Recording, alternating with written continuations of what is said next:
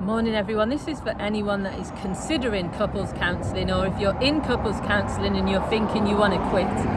Couples counselling is not easy. You know, I've been a couples counsellor and individual counsellor as well for the past 16 years. This is my 17th year. I'm not going to say to you that going to therapy is easy. I'm not going to say that it doesn't take work, it doesn't take commitment, because it does. For couples though, it's even more difficult because you've got more to lose, or you feel that you have.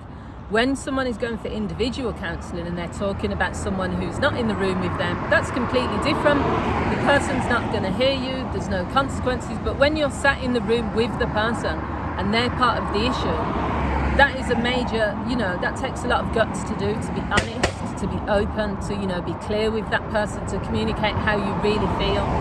So all I want to say to people really is, it can be successful, it can work.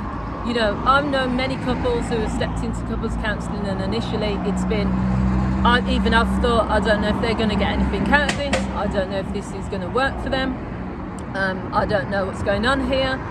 You can pick up on different signs that maybe they don't want to be there, but then after 6 sessions, things are completely different. I'd say the one thing is to commit to a certain amount of time. You're not going to get the results in 2 sessions.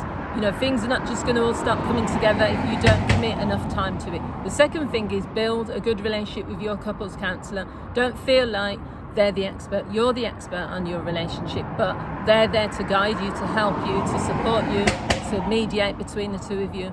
If something doesn't feel right, if they're asking you to do an exercise or an activity, then just say, this is not going to work for us. Also, just be honest. There's no point in lying to yourself, to your partner, or to the counsellor.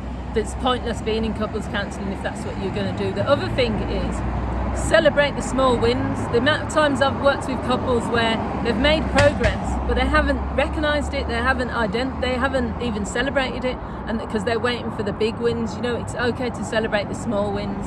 And I just say that, don't listen to what other people say. If some people choose not to go to couples counselling, if they don't believe in it, you have all people on social media saying couples counselling is a waste of money and this sort of thing. That's up to them, that's their opinion. But if you've committed to it and it's something you want to do and you feel your relationship is worth exploring in a deeper way, then go for it and see what happens. Take it one appointment at a time and go from there. So those are just my few tips on making couples counselling work for you.